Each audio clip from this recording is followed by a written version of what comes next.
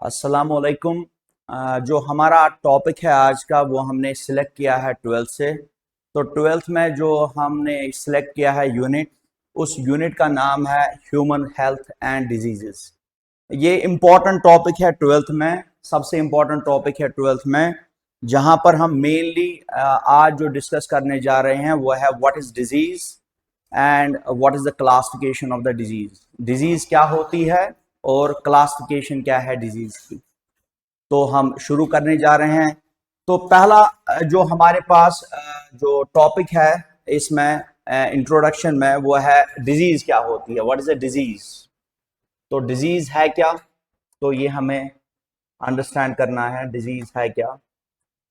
तो डिजीज क्या है, तो according to a text book disease क्या होती है। According to a text book, जब एक या एक से ज्यादा ऑर्गन अच्छे से काम नहीं करेंगे, इस कंडीशन को हम कहते हैं डिजीज। तो डिजीज की डेफिनेशन क्या है according to a text book, when one or more than one organs more than one organs does not function properly, does not function does not function does not function properly, इसको हम disease कहते हैं। तो text book के हिसाब से what is disease, जब एक या एक से ज्यादा ऑर्गन अच्छे से काम नहीं करते हैं हमारी बॉडी के अंदर, तो इसको डिजीज कहा जाता है। लेकिन according to medical books disease की एक और डेफिनेशन है। What is the definition of the disease according to medical books. तो मेडिकल बुक्स के हिसाब से डिजीज क्या होती है, तो मेडिकल बुक्स के हिसाब से what is disease, disease is known as visible cell abnormality, visible cell abnormality, abnormality. तो according to medical books disease क्या होती है, जब हम डिजीज्ड सेल को देखते हैं अंडर द माइक्रोस्कोप, इसकी मॉर्फोलॉजी हमें अच्छे से दिखाई नहीं देती है, इसकी मॉर्फोलॉजी ऑकवर्ड होती है as compare to the normal cells. तो मेडिकल बुक के हिसाब से डिजीज क्या होती है, disease is a visible cell abnormality. जब हम डिजीज्ड ऑर्गन को देखेंगे माइक्रोस्कोप के अंदर, तो इसकी जो मॉर्फोलॉजी होती है, स्ट्रक्चर होती है, वो ऑकवर्ड होती है। दैट इज द रीजन इस डिजीज का दूसरी डेफिनेशन जो है वो है विजिबल सेल एबनॉर्मलिटी। तो मैंने कहा डिजीज की अब दो डेफिनेशन है। तो एक तो टेक्स्ट बुक के हिसाब से व्हाट इज डिजीज, डिजीज को हम कहते हैं जब एक या एक से ज्यादा ऑर्गन अच्छे से काम नहीं करेंगे तो ये डिजीज है। तो दूसरी डेफिनेशन क्या है डिजीज की, जब सेल हम माइक्रोस्कोप के अंदर देखते हैं, कौन सी सेल, डिजीज्ड सेल, उसकी स्ट्रक्चर ठीक नहीं होती है। इसीलिए दूसरी डेफिनेशन जो है डिजीज की वो है विजिबल सेल एबनॉर्मलिटी, इसको भी डिजीज कहा जाता है अकॉर्डिंग टू मेडिकल बुक्स। तो अब हम मूव करेंगे towards the next topic, what is the classification of disease. दुनिया में कितने किस्म के डिजीजेस होते हैं। तो दुनिया में जब हम क्लासिफिकेशन देखेंगे डिजीज की दो क्लासिफिकेशन होती है। तो डिजीज दो किस्म के होते हैं दुनिया में। तो पहला जो डिजीज होता है उसका नाम है कॉन्जेनाइटल डिजीज, कॉन्जेनाइटल डिजीज। और जो दूसरी डिजीजेस होती है दुनिया में उसको हम कहते हैं अक्वायर्ड डिजीजेस, उसको हम कहते हैं अक्वायर्ड डिजीजेस। जो पहली डिजीज है इसको हम कहते हैं कॉन्जेनाइटल डिजीज। ये मैं क्लासिफिकेशन ऑफ डिजीज बता रहा हूं। तो दुनिया में दो किस्म के डिजीजेस होंगे। तो पहला होगा कॉन्जेनाइटल डिजीजेस और दूसरा होता है acquired diseases. Now what is congenital diseases. Congenital diseases वो डिजीजेस होते हैं जो बर्थ से ही बेबी के अंदर हो। तो हम इसको कैसे डिफाइन करते हैं कॉन्जेनाइटल डिजीज को, these are the by birth diseases. ये बर्थ से ही बेबी के जिस्म के अंदर होती है ये डिजीजेस, इसको हम कहते हैं कॉन्जेनाइटल डिजीजेस। अब एग्जाम्पल क्या है, देखो मैंने कहा कॉन्जोनाइटल डिजीज की डेफिनेशन क्या है, तो कॉन्जोनाइटल डिजीज की डेफिनेशन है these are by birth diseases, these are by birth diseases, by birth diseases। ये by birth diseases होती है, जो by birth diseases होती है उनको हम कहते हैं कॉन्जोनाइटल डिजीजेस। अब इसकी बेस्ट एग्जांपल क्या है, इसमें दो बेस्ट एग्जांपल। पहली बेस्ट एग्जांपल है इसकी बिल्यू बेबी सिंड्रोम, पहली एग्जांपल है इसमें बिल्यू बेबी सिंड्रोम, ये पहली एग्जांपल है बिल्यू बेबी सिंड्रोम। और दूसरी भी इसमें एग्जांपल है, उसको हम कह सकते हैं pink baby syndrome, pink baby syndrome, pink baby syndrome. और दूसरी एग्जांपल है इसमें कॉन्जोनाइटल डिजीज में बिल्यू बेबी सिंड्रोम। पहला है pink this blew baby syndrome और दूसरा है पिंक बेबी सिंड्रोम। अब दोनों में फर्क क्या है, अब दोनों डिजीज में होता यह है हार्ट के अंदर छोटा सा सुराख बनता है, जिसकी वजह से हार्ट प्रॉपरली पंप ब्लड नहीं कर पाता है। लेकिन यहां पर जो सुराख बनता है बिल्यू बेबी सिंड्रोम में वो एट्रिया में बनता है, एट्रिया में।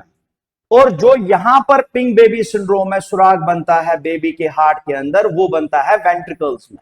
तो याद रखोगे यहां पर लोकेशन अलग अलग है, वरना ये दोनों डिजीजेस एक जैसे हैं। किस हिसाब से, क्योंकि यहां पर हार्ट प्रॉपरली पंप ब्लड नहीं करता है और ये बाय बर्थ से ही होते हैं। That is the reason they are the best examples of the congenital diseases. तो दो एग्जांपल आप याद रखोगे कॉन्जोनाइटल डिजीजेस में, एक तो है बिल्यू बेबी सिंड्रोम जहां पर हार्ट के अंदर सुराख होता है एट्रिया में, और दूसरा जो होता है वो है पिंक बेबी सिंड्रोम जहां पर वेंट्रिकल के अंदर सुराख होता है, बेबी के वेंट्रिकल के अंदर सुराख होता है और इसमें हार्ट प्रॉपरली पंप ब्लड नहीं करता है। और बिल्यू बेबी सिंड्रोम में बेबी का कलर होता है स्किन का blue, that is the reason it is known as blue baby syndrome. और पिंक बेबी सिंड्रोम में जो बेबी का स्किन कलर होता है वो पिंक होता है due to the deficiency of the oxygen. तो इसको इन दोनों को हम कहते हैं कॉन्जोनाइटल डिजीजेस। अब दूसरी जो डिजीज होती है दुनिया में उसको हम कहते हैं अक्वायर्ड डिजीजेस, अक्वायर्ड डिजीजेस। ये जो दूसरी डिजीज है उसको हम अक्वायर्ड डिजीजेस कहते हैं। अब अक्वायर का मतलब होता है हासिल करना। तो ये डिजीजेस कब होगी, दीज डिजीजेस ओकर after the birth of the baby. जब बेबी इस दुनिया में आएगा तो उसको एनवायरमेंट से अक्वायर, वो एनवायरमेंट से अक्वायर करेगा डिजीज, तो उन्हीं डिजीजेस को हम कहते हैं acquired diseases. That means what is the definition of the acquired diseases, these diseases occur after the birth, these diseases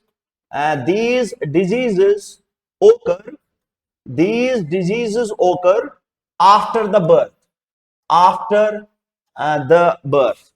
ये डिजीजेस बर्थ के बाद आती है, इसीलिए इनको हम कहते हैं अक्वायर्ड डिजीज। अब ये जो अक्वायर्ड डिजीज है इसके दो किस्म होते हैं। जो पहला किस्म होता है अक्वायर्ड डिजीज का उसको हम कहते हैं, जो पहला किस्म होता है अक्वायर्ड डिजीज का इसको हम कहते हैं, शाबाश, इसको हम कहते हैं इन्फेक्शियस डिजीजेस। पहला जो होता है अक्वायर्ड डिजीज में इन्फेक्शियस डिजीजेस। और जो दूसरा अक्वायर्ड डिजीज होता है इसको हम कहते हैं non infectious diseases, non infectious diseases. ये जो दूसरा डिजीज है अक्वायर्ड में तो इसको हम कहते हैं नॉन इन्फेक्शियस डिजीजेस। हमने क्या किया, हमने डिजीजेस को डिवाइड किया दो हिस्सों में। पहला होता है कॉन्जोनाइटल डिजीजेस, दूसरा होता है अक्वायर्ड डिजीजेस।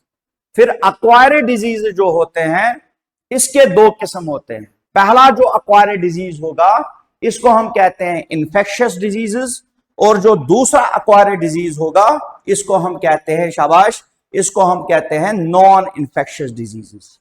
देखो अब हमारी बुक के हिसाब से इन्फेक्शियस डिजीजेस क्या होते हैं, इन्फेक्शियस डिजीजेस क्या होते हैं हमारी बुक के हिसाब से, तो इन्फेक्शियस डिजीजेस की डेफिनेशन क्या है, इसको हम कैसे अच्छे से समझेंगे। तो इन्फेक्शियस डिजीजेस क्या होते हैं, इसमें पहला क्राइटेरिया होता है इन्फेक्शियस डिजीज का, ये किसी भी इंसान को होता है due to the infection of some pathogen. What is pathogen? Pathogen is a disease causing agents. अगर कोई भी डिजीज किसी भी पैथोजन की वजह से होगा, इसको हम इन्फेक्शियस डिजीजेस कहते हैं। जैसे बैक्टीरिया ने बॉडी के ऊपर हमला किया, वायरस ने बॉडी के ऊपर हमला किया, किसी भी पैरासाइट ने बॉडी के ऊपर हमला किया, ये सब पैथोजेंस होते हैं, डिजीज काजिंग एजेंट्स होते हैं। तो पहला क्राइटेरिया है इन्फेक्शियस डिजीजेस में, these diseases occur due to the infection of some pathogen. These diseases occur due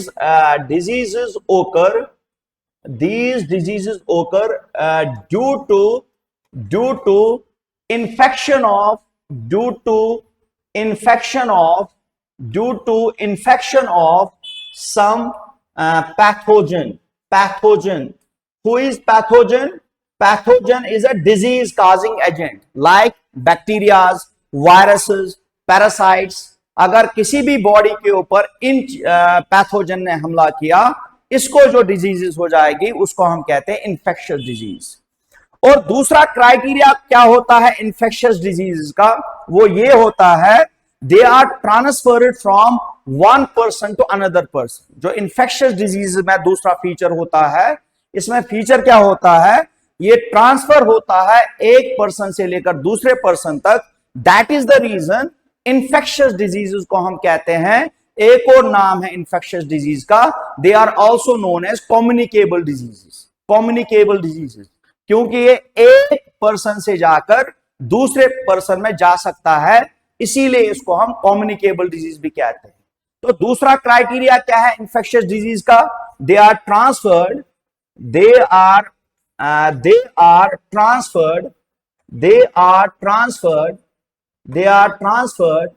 from one person to another person, from one person to another person, to one person to another person। इसीलिए that is the reason तो हम infectious disease को दूसरा नाम है, that is the reason they are also known as communicable diseases. So they are also known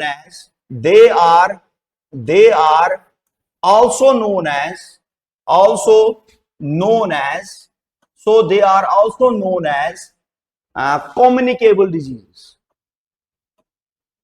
communicable diseases तो इसको हम इसीलिए कहते हैं कम्युनिकेबल डिजीजेस क्योंकि एक पर्सन से जाके दूसरे पर्सन में ट्रांसफर होता है, इसीलिए इसको हम कम्युनिकेबल डिजीजेस कहते हैं। अब यहां पर एक और डिजीज थी जिसको हम कहते हैं, अब इसकी एग्जांपल क्या है, देखो आप बताओगे, यही तो हमें डिटेल में पढ़ना है इस यूनिट में। जो भी हमारी टेक्स्ट बुक है उसने ज्यादातर इन्फेक्शियस डिजीज के बारे में बताया था, तो इसमें हम एक दो एग्जाम्पल देंगे। पहला ही जो कम्युनिकेबल डिजीज है उसको हम कहते हैं बैक्टीरियल डिजीजेस। ये बैक्टीरियल डिजीजेस हो सकता है, बैक्टीरियल डिजीजेस। पहला जो कम्युनिकेबल डिजीज है वो है बैक्टीरियल डिजीजेस। दूसरा एग्जाम्पल है वायरल डिजीजेस, ये भी कम्युनिकेबल डिजीजेस है। तो दो एग्जाम्पल आपको याद रखने हैं क्योंकि हमें बाद में डिटेल में पढ़ना है। तो bacterial diseases and viral diseases are the best example of the communicable diseases। अब हमारे पास एक और डिजीज है, that is known as शाबाश, that is known as non-infectious diseases। non-infectious diseases तो ये दूसरी डिजीज है, किसमें, एक्वायर्ड डिजीज के दो किस्म है, एक होता है इन्फेक्शियस डिजीजेस, दूसरा होता है नॉन इन्फेक्शियस डिजीजेस। तो नॉन इन्फेक्शियस डिजीजेस में डेफिनेशन क्या है, तो ये नॉन इन्फेक्शियस डिजीजेस किसी भी पैथोजन से नहीं होता है, it does not occur due to the infection of pathogen. और इसमें दूसरी खास बात क्या होती है नॉन इन्फेक्शियस डिजीज में, it is not transferred from one person to another person, ये फैलता नहीं है, जिसमें ये होता है उसी में होता है। तो नॉन इन्फेक्शियस डिजीज में क्या लिखना है, दे does not occur, they does not occur, does not occur, they does not occur due to, they does not occur due to pathogen, ये पैथोजन से नहीं होता है। तो नॉन इन्फेक्शियस डिजीज पैथोजन से नहीं होता है। पहले ही मैंने बताया पैथोजन क्या होता है, डिजीज काजिंग एजेंट्स। दूसरा जो होता है इसमें feature, it is not transferred from one person to another person, that is the reason they are known as non communicable diseases. तो दूसरा फीचर क्या है, they are not transferred, they are not transferred, they are not transferred, they are not transferred from one person, from one person to another person, to another person। इसीलिए इसको हम कहते हैं, इसीलिए इसको हम कहते हैं non communicable diseases, non communicable diseases. इसीलिए नॉन इन्फेक्शियस डिजीजेस को हम कहते हैं नॉन कम्युनिकेबल डिजीजेस। तो नॉन इन्फेक्शियस डिजीजेस क्या होते हैं, they does not occur due to the infection of pathogen, ये किसी भी पैथोजन से नहीं होता है। और दूसरा कैरेक्टरिस्टिक फीचर क्या है नॉन इन्फेक्शियस डिजीज का, they are not transferred from one person to another person, that is the reason they are also known as non communicable diseases. इसीलिए इसको हम नॉन कम्युनिकेबल डिजीज भी कहते हैं, इसको नॉन इन्फेक्शियस डिजीजेस को। अब इसमें बेस्ट एग्जांपल क्या है, what is the best example of non this non infectious diseases या नॉन कम्युनिकेबल डिजीज की बेस्ट एग्जांपल क्या है, कैंसर्स। तो cancers is the best example of non communicable disease. What is the second example of non communicable disease, deficiency disorders, deficiency disorders, जो भी किसी भी चीज की डेफिशिएंसी से हो वो भी इसमें आता है नॉन कम्युनिकेबल डिजीज में, डेफिशिएंसी डिसऑर्डर्स। और एक और एग्जांपल हम कह सकते हैं एलर्जिक डिसऑर्डर्स, एलर्जिक डिसऑर्डर्स। तो एलर्जिक डिसऑर्डर्स, डेफिशिएंसी डिसऑर्डर्स और सभी कैंसर्स नॉन कम्युनिकेबल डिजीज में आते हैं। तो कैंसर्स, डेफिशिएंसी डिजीजेस या डेफिशिएंसी डिसऑर्डर्स या एलर्जिक डिसऑर्डर्स, ये सब नॉन कम्युनिकेबल डिजीज में आते हैं। अब यहां पर जो भी हमने पढ़ा वो इंट्रोडक्शन में आता है इस यूनिट में। तो हमें डिटेल में क्या पढ़ना है, जो नीट के सिलेबस में है, जो नीट में क्वेश्चन आता है वो किस पे आता है।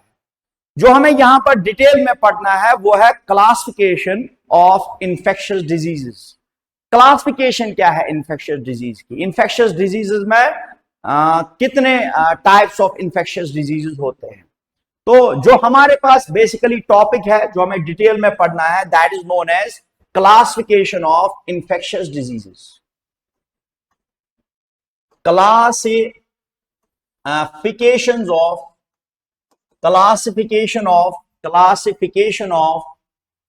इन्फेक्शियस डिजीजेस,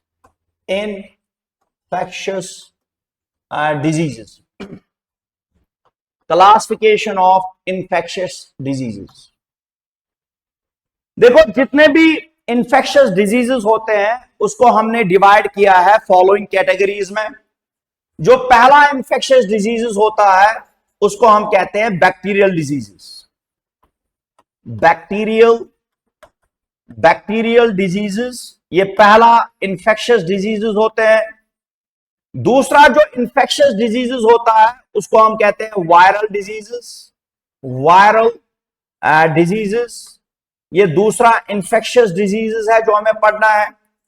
और जो तीसरा इन्फेक्शियस डिजीजेस आता है उसका नाम है protozoa diseases, protozoa diseases, protozoa diseases, ये भी इंफेक्शियस डिजीज में आता है। नेक्स्ट क्राइटेरिया जो है उसमें आता है helminths diseases, helminths, helminths diseases, helminths diseases, ये भी इंफेक्शियस डिजीज में आता है। और लास्ट जो होता है इंफेक्शियस डिजीज, उसको हम कहते हैं फंगल डिजीजेस, फंगल डिजीजेस। तो नटशल में हमने इंफेक्शियस डिजीज को कितने कैटेगरीज में डिवाइड किया है। पहला कैटेगरी है बैक्टीरियल डिजीज, दूसरा कैटेगरी है शाबाश वायरल डिजीजेस, तीसरा कैटेगरी है शाबाश प्रोटोजोआ डिजीजेस या प्रोटोजोन डिजीजेस, और जो चौथी कैटेगरी है उसको हम कहते हैं हेलमिंथस डिजीजेस, और जो पांचवी कैटेगरी है उसको हम कहते हैं फंगल डिजीजेस। तो इंफेक्शियस डिजीजेस कितने किस्म के होते हैं, 5 किस्म के। पहला होता है बैक्टीरियल डिजीजेस, दूसरा होता है वायरल डिजीजेस, तीसरा होता है प्रोटोजोआ डिजीजेस, चौथा होता है हेलमिंथस डिजीजेस, और पांचवा होता है फंगल डिजीजेस। तो यही पर हमें डिटेल में पढ़ना है जो हमारी टेक्स्ट बुक ने बताया है। जो भी डिजीज टेक्स्ट बुक ने थोड़ा बहुत भी डिटेल में बताई है वो हमें यहां पर डिटेल में पढ़ना है। लेकिन उसके अलावा हमें याद रखने हैं कौन कौन से होते हैं बैक्टीरियल डिजीजेस, कौन कौन से होते हैं वायरल डिजीजेस, कौन कौन से होते हैं प्रोटोजोआ डिजीजेस, कौन कौन से होते हैं हेलमिंथस डिजीजेस, और कौन कौन से होते हैं फंगल डिजीजेस जो हमारी टेक्स्ट बुक में है। तो पहला कैटेगरी जो है वह है बैक्टीरियल डिजीज के बारे में। तो बैक्टीरियल डिजीजेस कितने होते हैं, तो हमें याद रखना है जो पहला ग्रुप है उसको हम कहते हैं बैक्टीरियल डिजीजेस। बैक्टीरियल डिजीजेस, तो बैक्टीरियल डिजीजेस में जो पहला टाइप ऑफ बैक्टीरियल डिजीज है उसका नाम है टाइफॉइड फीवर। ये पहला बैक्टीरियल डिजीज है टाइफॉइड फीवर, ये पहला बैक्टीरियल डिजीज है जो हमें डिटेल में पढ़ना है। जो दूसरा बैक्टीरियल डिजीज है उसको हम कहते हैं निमोनिया, निमोनिया, ये भी बैक्टीरियल डिजीज है, ये भी हमें डिटेल में पढ़ना है। जो तीसरा बैक्टीरियल डिजीज है उसको हम कहते हैं डिप्थीरिया, डिप्थीरिया, ये भी बैक्टीरियल डिजीज है। चौथी जो बैक्टीरियल डिजीज है उसको हम कहते हैं डायसेंट्री, डायसेंट्री, ये भी याद रखना है आपको, ये भी बैक्टीरियल डिजीज है। और पांचवा जो बैक्टीरियल डिजीज है उसको हम कहते हैं प्लेग, उसको हम प्लेग कहते हैं। तो याद कितने बैक्टीरियल डिजीज रखने हैं हमें। जो पहला बैक्टीरियल डिजीज है वो है टाइफॉइड डिजीज, दूसरा बैक्टीरियल डिजीज जो है वो है निमोनिया, ये भी आपको याद रखना है। तीसरा बैक्टीरियल डिजीज है इसको हम कहते हैं डिप्थीरिया, और चौथा बैक्टीरियल डिजीज जो है उसको हम कहते हैं डायसेंट्री, और जो पांचवा बैक्टीरियल डिजीज है इसको हम प्लेग कहते हैं। ये आपको याद रखना है। पहले मैं क्लासिफिकेशन सबकी करूं फिर हम डिटेल में पढ़ेंगे टाइफॉइड फीवर, इसी ऑर्डर में हम पढ़ेंगे। जो दूसरा कैटेगरी है इसको हम कहते हैं वायरल डिजीजेस, दूसरी कैटेगरी है वायरल डिजीजेस, वायरल डिजीजेस। तो कितने वायरल डिजीजेस हमें याद रखने हैं। जो पहला वायरल डिजीज होता है इसको हम कहते हैं कॉमन कोल्ड, कॉमन कोल्ड। और मेडिकल साइंस में कॉमन कोल्ड को कॉमन कोल्ड नहीं कहा जाता है, मेडिकल साइंस में कॉमन कोल्ड का नाम है एक्यूट कोराइजा, इसको हम कहते हैं acute coryza, acute coryza, coryza, ये मेडिकल नेम है कॉमन कोल्ड का, इसको हम एक्यूट कोराइजा कहते हैं मेडिकल साइंस में। ये पहला है वायरल डिजीज। दूसरा जो वायरल डिजीज है ये है एड्स, ये भी वायरल डिजीज है। तीसरा जो वायरल डिजीज है हमें याद रखना है उसका नाम है मीजल्स, मीजल्स, ये भी वायरल डिजीज है। और जो नेक्स्ट वायरल डिजीज आपको याद रखनी है उसका नाम है मम्प्स, तो ये भी आपको याद रखना है। तो वायरल डिजीजेस कितने आपको याद रखने हैं, डिटेल में क्या पढ़ना है वो हम देखेंगे। तो वायरल डिजीज में याद रखना है, कॉमन कोल्ड एक वायरल डिजीज है, एड्स एक वायरल डिजीज है, मीजल्स एक वायरल डिजीज है और मम्प्स एक वायरल डिजीज है। इतने वायरल डिजीजेस आपको याद रखने हैं और ये नीट के लिए सफिशिएंट है। What's the next? शाबाश। तीसरा कैटेगरी होता है डिजीज का, जो तीसरा कैटेगरी है डिजीज का, इसको हम कहते हैं प्रोटोजोन डिजीजेस।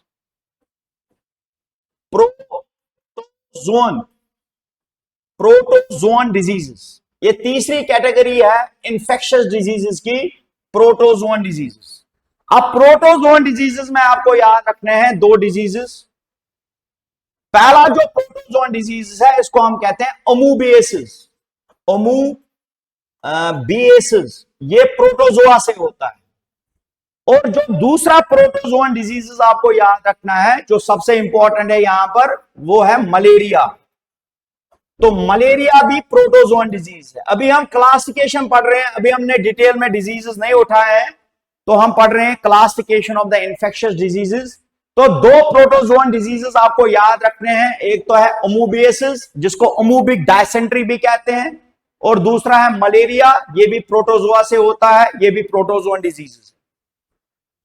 तीसरा जो इंफेक्शियस डिजीज है जो किससे होता है, वो होता है helminths diseases. Helminths diseases, helminths diseases. पहले हमें देखना है हेलमिंथस है क्या। हेलमिंथस होते हैं वर्म्स, और एनिमल किंगडम में ये कौन से वर्म्स होते हैं, किस फाइलम से बिलोंग करते हैं? ये बिलोंग करते हैं दो फाइलम से। पहला फाइलम है फाइलम प्लैटेहेलमिंथस और दूसरा फाइलम है फाइलम एस्केहेलमिंथस। प्लैटेहेलमिंथस को हम कहते हैं फ्लैट वर्म्स और एस्केहेलमिंथस को हम कॉमनली कहते हैं राउंड वर्म्स। अगर इन दो वर्म से डिजीजेस होती है, इनको हम कहते हैं हेलमिंथस डिजीज। तो कौन कौन से वर्म्स होते हैं?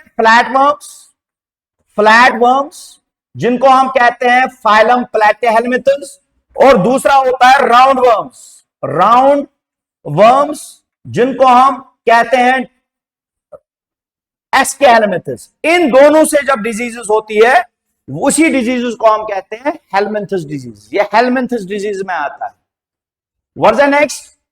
नेक्स्ट जो हमारे पास डिजीज है उसको हम कहते हैं फंगल डिजीजेस। पांचवी जो डिजीजेस है उसको हम फंगल डिजीजेस कहते हैं। Fungal diseases.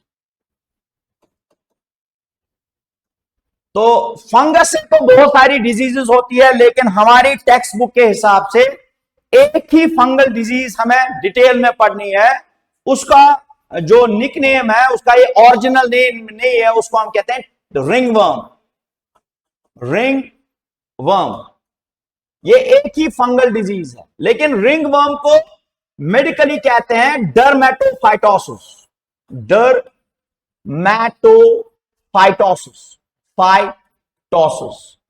ये इसका मेडिकल नेम है। तो रिंगवर्म जो एक फंगल डिजीज है, इसका जो मेडिकल नाम है, उसका मेडिकल नाम है डर्मेटोफाइटोसिस, और इसको कॉमनली हम कहते हैं रिंगवर्म। और जो फंगस से होता है, ये 5 किस्म के इंफेक्शियस डिजीजेस होते हैं जो हमें डिटेल में पढ़नी है।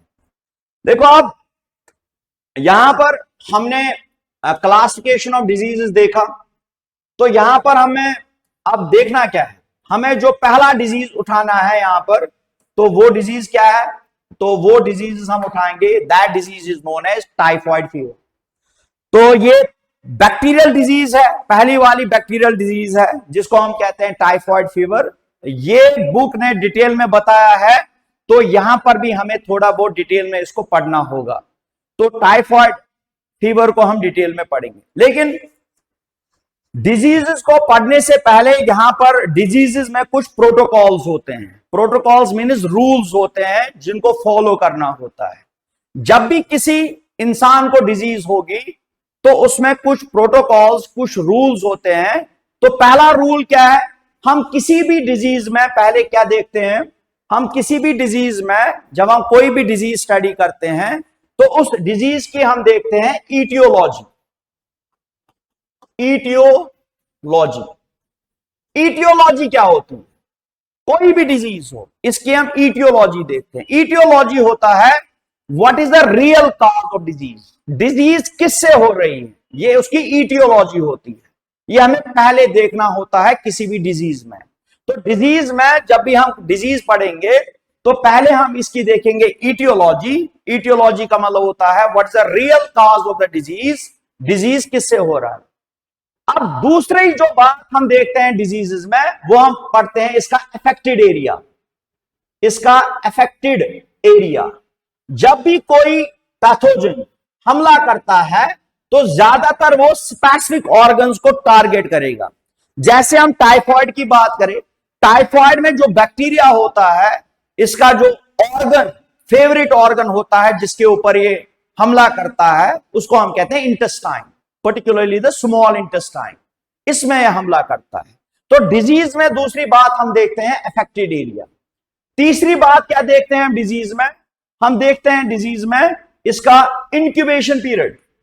इंक्यूबेशन पीरियड, तो इंक्यूबेशन पीरियड हम देखते हैं डिजीज का। Incubation period, what is incubation period? Incubation period वो टाइम गैप होता है जिसमें पहले सिम्टम्स अपीयर होती है इंसान में। दैट मीन्स फॉर एग्जांपल ये कोई सेल है, इस सेल के अंदर कोई बैक्टीरिया चला गया, अब इस बैक्टीरिया ने कुछ टाइम इस सेल के अंदर गुजारा, कुछ टाइम के बाद उस इंसान में पहले सिम्टम्स अपीयर हुए। उस टाइम गैप को between the entry of the pathogen and appearance of the symptom, first symptoms, उसको हम इंक्यूबेशन पीरियड कहते हैं। तो इंक्यूबेशन पीरियड टाइम गैप का नाम होता है जब कोई बैक्टीरिया पहली बार हमला करेगा सेल्स को और उस इंसान में पहली दफा सिम्टम्स अपीयर होंगे। इस टाइम गैप को हम कहते हैं इंक्यूबेशन पीरियड। हम ये भी देखते हैं डिजीज में, किसी भी डिजीज में स्पेसिफिक इंक्यूबेशन पीरियड होती है। जो चौथी बात देखते हैं हम डिजीज में, वो क्या होता है? वो होता है mode of transmission. Mode of transmission, mode of transmission. तो हम डिजीजेस में क्या देखते हैं? ये डिजीज कैसे फैली? क्या इसका mode of transmission oral route है? क्या इसका mode of transmission nasal cavities है? तो मोड ऑफ ट्रांसमिशन क्या होता है डिजीज से, तो वो भी हम देखते हैं डिजीज में, किसी भी डिजीज में। तो पहले क्या देखते हैं हम? ईटियोलॉजी। दूसरा देखते हैं हम अफेक्टेड एरिया। तीसरा देखते हैं हम उस डिजीज की इंक्यूबेशन पीरियड। फिर देखते हैं मोड ऑफ ट्रांसमिशन, ये डिजीज किसी भी इंसान में हुई तो हुई कैसे, इसका मोड ऑफ ट्रांसमिशन क्या है। अब पांचवी चीज क्या देखते हैं डिजीज में? मोड ऑफ ट्रांसमिशन के बाद, मोड ऑफ ट्रांसमिशन के बाद डिजीजेस में हम देखते हैं इसका क्लिनिकल फीचर्स। इसके क्लिनिकल फीचर्स क्या होते हैं, इसके सिम्टम्स क्या होते हैं, उसको हम कहते हैं clinical features. Clinical features, clinical features, ये भी हम डिजीजेस में देखते हैं। तो मोड ऑफ ट्रांसमिशन के बाद हम देखेंगे जो भी पेशेंट में सिम्टम्स अपीयर होते हैं तो उनको हम क्लिनिकल फीचर्स कहते हैं, वो भी हम डिजीज में देखते हैं।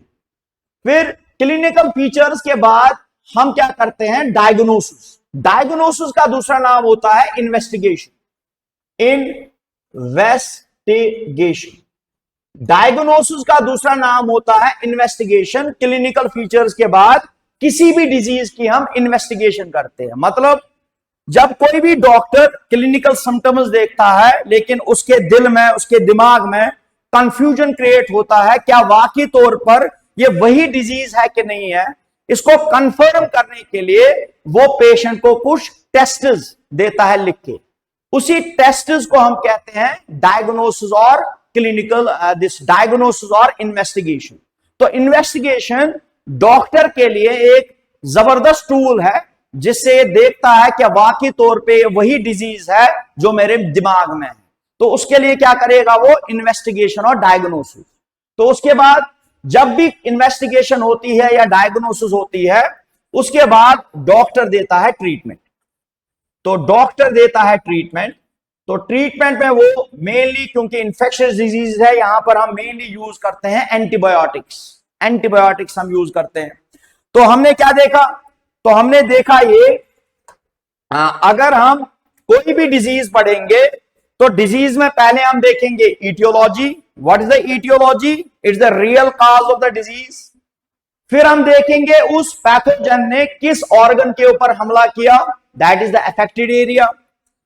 फिर उस डिजीज की हम इंक्यूबेशन पीरियड देखेंगे, मतलब सिम्टम्स कब अपीयर हुए पेशेंट्स में। फिर हम देखेंगे इसका मोड ऑफ ट्रांसमिशन, ये फैला तो फैला कैसे, इसका फैलने का तरीका क्या है। फिर उसके बाद देखते हैं हम clinical features of the disease.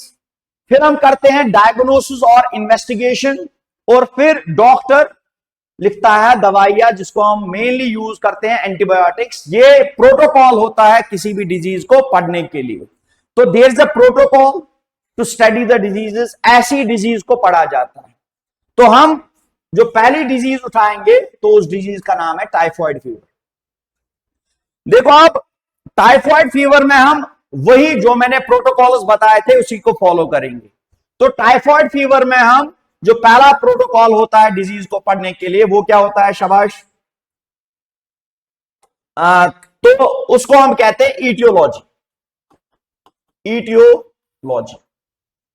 तो हम टाइफॉइड फीवर की ईटियोलॉजी देखेंगे। Aetiology means real cause of the typhoid fever होता क्या है, कैसे है। तो टाइफॉइड फीवर होता क्या है, कैसे है। Typhoid fever occur due to the infection of gram negative rod shaped bacteria. That gram negative rod shaped bacteria is known as Salmonella typhi. Salmonella इसका जीनस है और टाइफी इसका स्पीशीज है। तो होती कैसे है डिजीज, ये होती है due to the infection of the gram negative rod shaped bacteria. That gram negative rod shaped bacteria is known as Salmonella typhi. तो इसकी ईटियोलॉजी क्या है, ये होता है gram negative rod shaped bacteria, rod shaped bacteria. उस gram negative rod shaped bacteria को हम कहते हैं सैल्मोनेला टाइफी। नीला टाइफी। तो टाइफी क्या है, टाइफी स्पीशीज है, और सैल्मोनेला क्या है, सैल्मोनेला इसका जीनस है, ये इसका जीनस है। तो टाइफॉइड फीवर का ईटियोलॉजी क्या होता है, ये होता है infection of the gram negative rod shaped bacteria. That gram negative rod shaped bacteria is known as Salmonella typhi. ये इसकी ईटियोलॉजी है। तो ईटियोलॉजी के बाद हम क्या पढ़ते हैं, ईटियोलॉजी के बाद हम डिजीज में देखते हैं अफेक्टेड एरिया। तो टाइफॉइड फीवर में जो ये बैक्टीरिया होता है, तो किस ऑर्गन पे अफेक्टेड एरिया, ये किस ऑर्गन पे हमला करता है ज्यादा। तो टाइफॉइड फीवर का जो फेवरेट साइट होती है, जिस ऑर्गन पे हमला करता है, उस ऑर्गन का नाम है स्मॉल इंटेस्टाइन। तो स्मॉल इंटेस्टाइन पे हमला करेगा। तो स्मॉल इंटेस्टाइन इसकी फेवरेट जगह होती है इस बैक्टीरिया की। तो इसमें ज्यादातर अफेक्टेड ऑर्गन कौन होगा, वो होगा small intestine is affected area in typhoid fever. What is next, next हम पढ़ते हैं अफेक्टेड एरिया के बाद हम पढ़ते हैं, शाबाश, डिजीज की हम पढ़ते हैं incubation period. Incubation period, incubation period, incubation period. देखो अब यहां पर कंफ्यूजन है बुक्स में। तो टाइफॉइड फीवर का इंक्यूबेशन पीरियड क्या होता है, मेडिकल साइंस में दो जबरदस्त बुक्स है जो दोनों इंटरनल मेडिसिन पे ऊपर लिखी है। एक का नाम है Harrison's book of internal medicine और दूसरे बुक का नाम है Davidson's book of internal medicine. According to Harrison's book of internal medicine, जो इंक्यूबेशन पीरियड होता है टाइफॉइड फीवर का, वो होता है 5 से लेकर 21 डेज। ये इसका इंक्यूबेशन पीरियड है according to Harrison's book of internal medicine. और according to Davidson's book of internal medicine, जो इंक्यूबेशन पीरियड होता है किसका, टाइफॉइड फीवर का, वो होता है 7 से लेकर 14 डेज। ये इसका इंक्यूबेशन पीरियड होता है। अब यहां पर हम क्या लिखेंगे, तो हम इंक्यूबेशन पीरियड मान के चले जो हम एवरेज लेंगे इसका, तो इंक्यूबेशन पीरियड मेनली होता है टाइफॉइड फीवर का, वो होता है 5 से लेकर 30 डेज तक। ये हम एवरेज लेते हैं। तो इंक्यूबेशन पीरियड क्या है टाइफॉइड फीवर का? 5 से लेकर 30 डेज। कभी कभार बुक्स लिखती है, medical books, it goes to 60 days, लेकिन हम 5 से लेकर 30 डेज तक इसका जनरली इंक्यूबेशन पीरियड होता है। तो according to Harrison's book of internal medicine, इसका इंक्यूबेशन पीरियड होता है 5 से लेकर 21 डेज, और according to Davidson's book of internal medicine, इसका जो इंक्यूबेशन पीरियड होता है वो होता है 7 से लेकर 14 डेज, और हम एवरेज में लेते हैं टाइफॉइड फीवर का इंक्यूबेशन पीरियड होता है 5 से लेकर 30 डेज। मींस इस दौरान इंसान में सिम्टम्स अपीयर होंगे, ये इसका इंक्यूबेशन पीरियड होता है। फिर हम इंक्यूबेशन पीरियड के बाद क्या पढ़ेंगे? इंक्यूबेशन पीरियड के बाद हम पढ़ते हैं mode of transmission. Mode of transmission, mode of transmission. अब यहां पर ये जो टाइफॉइड होता है ये कैसे फैलता है? What is the mode of transmission of typhoid fever? Mode of transmission होता है टाइफॉइड फीवर का ओरल रूट। दैट मीन्स कोई भी पेशेंट, कोई भी इंडिविजुअल, उसको टाइफॉइड फीवर हो सकता है अगर वो कंटामिनेटेड फूड और कंटामिनेटेड वाटर पिए। तो कंटामिनेटेड का मतलब होता है उस फूड के अंदर ये बैक्टीरिया होनी चाहिए और उस फ्लूइड या वाटर के अंदर वो बैक्टीरिया होना चाहिए। अगर वो ये लेगा तो इंफेक्शन स्टार्ट होगा। तो मोड ऑफ ट्रांसमिशन क्या है? By taking contaminated, by taking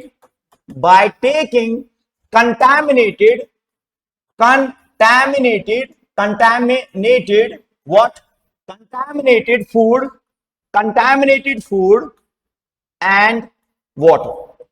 तो अगर किसी भी इंसान ने कंटामिनेटेड फूड और कंटामिनेटेड वाटर पिया तो उसको इंफेक्शन स्टार्ट होता है। तो इंफेक्शन स्टार्ट होता है तो इसका मोड ऑफ ट्रांसमिशन क्या है? इसका मोड ऑफ ट्रांसमिशन है ओरल रूट। तो ये ओरल रूट से ये डिजीज होता है टाइफॉइड फीवर। अब इसके बाद मोड ऑफ ट्रांसमिशन के बाद हम क्या देखते हैं? मोड ऑफ ट्रांसमिशन के बाद हम देखते हैं इसके clinical features. What is the clinical features of clinical features? What is the clinical features of typhoid fever? तो टाइफॉइड फीवर के कैसे क्लिनिकल फीचर्स, कैसे हमें पता चलेगा इस इंसान में टाइफॉइड फीवर हुआ है विदाउट एनी टेस्ट? सिम्टम से कैसे पता चलेगा इसमें टाइफॉइड फीवर है? देखो फिर से मैं जो हैरिसन्स बुक ऑफ इंटरनल मेडिसिन है या डेविडसन्स बुक ऑफ इंटरनल मेडिसिन है, उसने टाइफॉइड फीवर को डिवाइड किया है वीक्स में। मतलब जब भी इंफेक्शन होता है तो वो क्या करते हैं, वो इस टाइफॉइड फीवर को डिवाइड करते हैं। What happens in the first week of infection? पहले वीक ऑफ इंफेक्शन में होता क्या है, दूसरे वीक ऑफ इंफेक्शन में होता क्या है, तीसरे वीक ऑफ इंफेक्शन में होता क्या है। वो हम वही प्रोटोकॉल फॉलो करेंगे जो हैरिसन्स बुक ऑफ इंटरनल मेडिसिन ने दिया है। वो हम डिवाइड करेंगे टाइफॉइड फीवर को वीक्स में। तो मतलब जो पहला वीक ऑफ इंफेक्शन होता है, फर्स्ट वीक ऑफ इंफेक्शन, जो पहला वीक ऑफ इंफेक्शन होता है, इसमें पेशेंट में कौन से सिम्टम्स आते हैं? तो during first week of infection तो पेशेंट में कौन से सिम्टम्स होंगे? जो पहला सिम्टम होगा, इसका टेम्परेचर, बॉडी का टेम्परेचर इंक्रीज होगा। That means gradual increase in body temperature, gradual increase in body temperature, gradual increase in body temperature, body temperature gradually increase होता है। दूसरा जो सिम्टम आता है उसको हम कहते हैं bradycardia. What is bradycardia? Bradycardia का मतलब होता है इसका जो हार्ट बीट होता है वो कम होता है। तो हार्ट बीट कम होगा, इसको हम ब्रैडिकार्डिया कहते हैं। ये मैं पहले वीक ऑफ इंफेक्शन की बात करता हूं। During first week of infection क्या होगा? There is a gradual increase in body temperature increase होगा। ग्रेजुअली बॉडी टेम्परेचर इंक्रीज होगा। What is the next? Bradycardia. What is bradycardia? Bradycardia means heart beat कम होगा। और तीसरा जो सिम्टम इसके अंदर आएगा वो आएगा mild abdominal pain. Abdominal pain जिसको हम कह सकते हैं, और स्टोमक पेन जिसको हम कह सकते हैं स्टोमक पेन। तो माइल्ड एब्डोमिनल पेन या स्टोमक पेन इसको आता है पहले वीक ऑफ इन्फेक्शन में। तो व्हाट इज द फोर्थ? इसमें हो सकता है कॉन्स्टिपेशन। तो पहले वीक ऑफ इन्फेक्शन में क्या होगा? During first week of infection what happens? During first week of infection there is a gradual increase in the body temperature. What is the next? There is a bradycardia, decrease in heartbeat.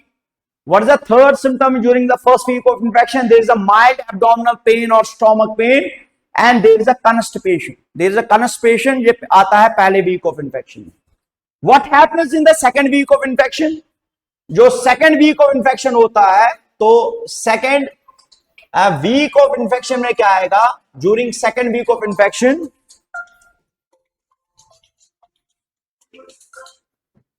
तो during second week of infection what happens? जो second week of infection होता है इसमें patient में क्या आता है? तो during second week of infection जो पहला सिम्टम आता है पेशेंट में वो आता है सस्टेन्ड फीवर। सस्टेन्ड फीवर इसमें आता है सस्टेन्ड फीवर कितना?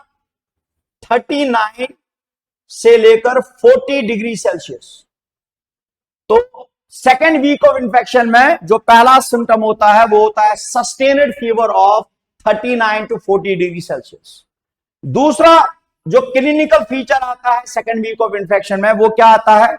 इसके चेस्ट एरिया में और इसके बैक साइड पे रेड कलर्ड स्पॉट्स अपीयर होते हैं। उन रेड कलर्ड स्पॉट्स को हम कहते हैं मैक्यूलोपैपुलर रैशेस। तो सेकेंड वीक ऑफ इन्फेक्शन में टाइफाइड फीवर में जो डॉक्टर खुद देखता है चेस्ट के एरिया पे या बैक साइड के एरिया पे रेड कलर्ड या रोज कलर्ड स्पॉट्स आते हैं चेस्ट और बैक साइड में, उनको हम मेडिकली कहते हैं मैक्यूलोपैपुलर रैशेस। तो दूसरा सिम्टम क्या आता है? चेस्ट के एरिया में, चेस्ट और प्लस बैक साइड में। जो बैक साइड होता है बॉडी में, बैक साइड होता है बॉडी में, उसमें आते हैं रेड कलर्ड स्पॉट्स।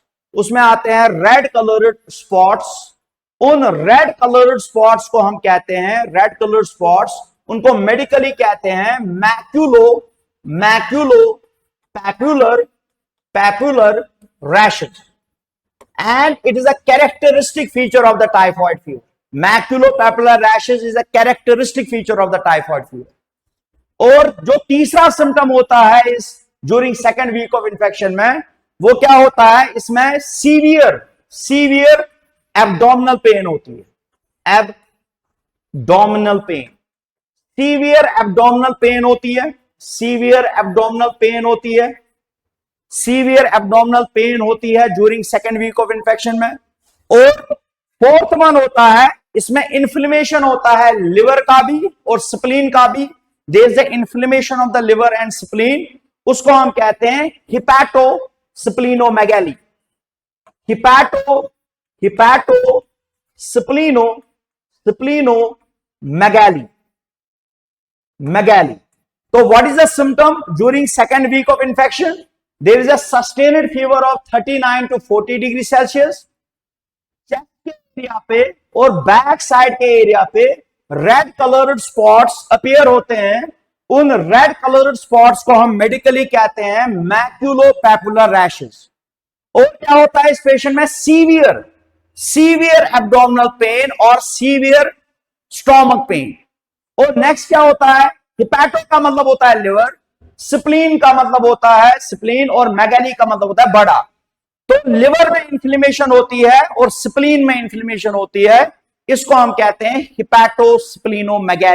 हिपैटोस्प्लीनोमेगैली। ये आता है पेशेंट में during second week of infection में, ये सिम्टम्स आते हैं पेशेंट में। What's the next? What happens during the third week of infection? Third week of infection. Third week of infection में क्या आता है? जब ये पेशेंट चला जाता है थर्ड वीक ऑफ इन्फेक्शन में, इसमें कॉम्प्लिकेशन स्टार्ट होती है। पहली कॉम्प्लिकेशन क्या होती है? इसके इंटेस्टाइन में होल्स बनते हैं, परफोरेशंस होती है, जिससे कंटिन्यूअसली ब्लीडिंग होती है। दूसरा, ये जो बैक्टीरिया होता है वो ब्लड में जाकर सीधे जाता है कहां पर? ऑर्गन्स के पास। पर्टिकुलरली ये जाएगा हार्ट के पास, और वहां पर जो हार्ट के वैल्व्स होते हैं उनको करवाएगा परफोरेशंस। दूसरा, ये जाता है ब्रेन के पास, वहां पर ब्रेन में जो ब्रेन की कवरिंग्स होती है, जिनको मेनिंग्स कहते हैं, उनमें करवाता है इन्फ्लेमेशन, जिनको हम कहते हैं मेनिंजाइट्स। तो और ये न्यूरोलॉजिकल डिसऑर्डर भी करवाता है लास्ट के टाइम पे, जब कॉम्प्लिकेशन ज्यादा हद से बढ़ती है तो इस पेशेंट में हेलुसिनेशंस भी आते हैं, और वो दो किस्म के होते हैं, एक होता है विजुअल हेलुसिनेशन और दूसरा होता है ऑडिटरी हेलुसिनेशन। तो थर्ड वीक ऑफ इंफेक्शन में पेशेंट कॉम्प्लिकेशंस की ओर चला जाता है। क्या होता है? पहले इंटेस्टाइनल परफोरेशंस, दूसरा क्या होता है? कार्डियक वैल्व परफोरेशंस, जो हार्ट के अंदर वैल्व्स होते हैं उनमें भी सुराग बनते हैं, और तीसरा होता है meningitis. What is meningitis? Meningitis means inflammation of the meninges, और ये न्यूरोलॉजिकल डिसऑर्डर भी करवाता है, जहां पर इस पेशेंट्स में आते हैं हेलुसिनेशंस, और वो हेलुसिनेशंस दो किस्म के होते हैं, एक होता है ऑडिटरी हेलुसिनेशन और दूसरा होता है विजुअल हेलुसिनेशन। तो थर्ड वीक ऑफ इंफेक्शन में इस पेशेंट में क्या होता है? पहला होता है इंटेस्टाइनल परफोरेशंस, इंटेस्टाइनल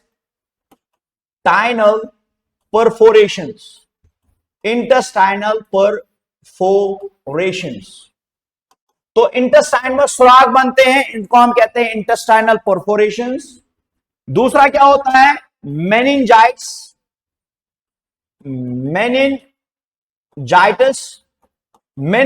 होता है इन्फ्लेमेशन ऑफ द मेनिंग्स होते हैं कवरिंग ऑफ द ब्रेन। तीसरा होता है इसमें कार्डियक वैल्व्स परफोरेशंस,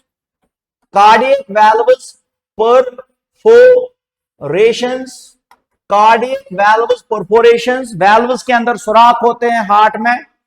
और लास्टली इसमें आता है हेलुसिनेशंस।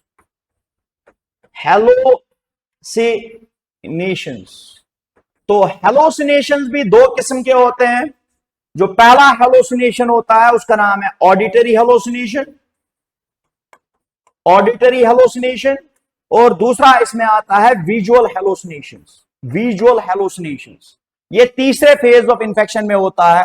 तो तीसरे फेज ऑफ इंफेक्शन में कॉम्प्लिकेशन बढ़ेगी। What is the first? Intestinal perforations. What is next? Meningitis. What is next? Cardiac valve perforation. And what is next is hallucinations. और वो हेलुसिनेशंस भी दो किस्म के होंगे।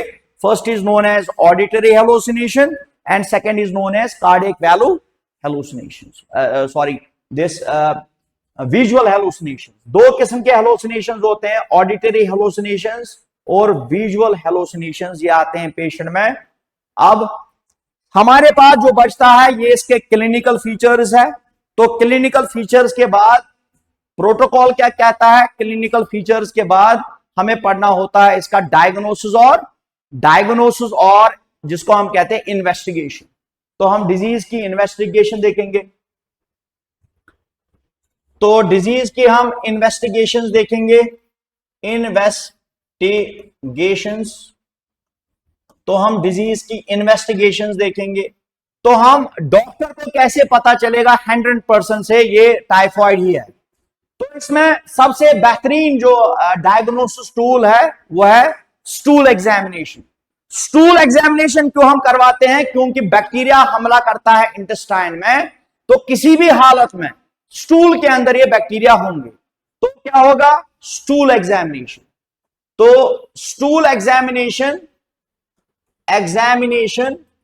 ये करवाते हैं हम to prove that it is a typhoid fever. और according to a text book इसमें जो बेहतरीन इन्वेस्टिगेशन टूल है उसको हम कहते हैं वाइडल टेस्ट। Widal test. तो हम करवाते हैं एक वाइडल टेस्ट। वाइडल टेस्ट क्या होता है? ये एक ब्लड टेस्ट होता है जो डिटेक्ट करता है ब्लड के अंदर एंटीबॉडीज, जो किस वजह से बनता है? सैल्मोनीला की वजह से।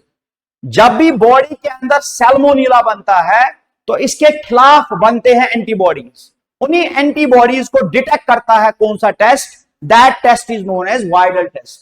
तो वाइडल टेस्ट एक ब्लड टेस्ट है। ये ब्लड टेस्ट है जो क्या डिटेक्ट करेगा? ये डिटेक्ट करता है, it detects antibodies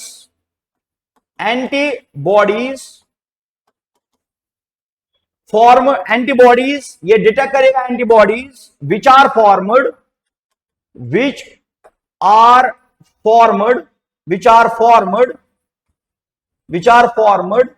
bye salmonella infection. जब भी सैल्मोनीला बॉडी के अंदर जाएगा तो इम्यून सिस्टम बनाएगा इसके खिलाफ एंटीबॉडीज। उन्हीं एंटीबॉडीज को डिटेक्ट करेगा कौन सा टेस्ट? Widal test. तो वाइडल टेस्ट बेहतरीन डायग्नोस्टिक टूल है इस डिजीज को पढ़ने के लिए। अब इसका जो ट्रीटमेंट होता है वो हम इंशाल्लाह नेक्स्ट लेक्चर में पढ़ेंगे, इसका ट्रीटमेंट क्या है।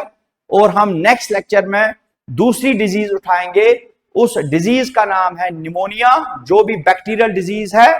तो हम नेक्स्ट लेक्चर का इंतजार करेंगे। तो नेक्स्ट लेक्चर में हम एक तो इसकी ट्रीटमेंट पढ़ेंगे और हम नई डिजीज उठाएंगे जिस डिजीज का नाम है निमोनिया। अस्सलाम वालेकुम।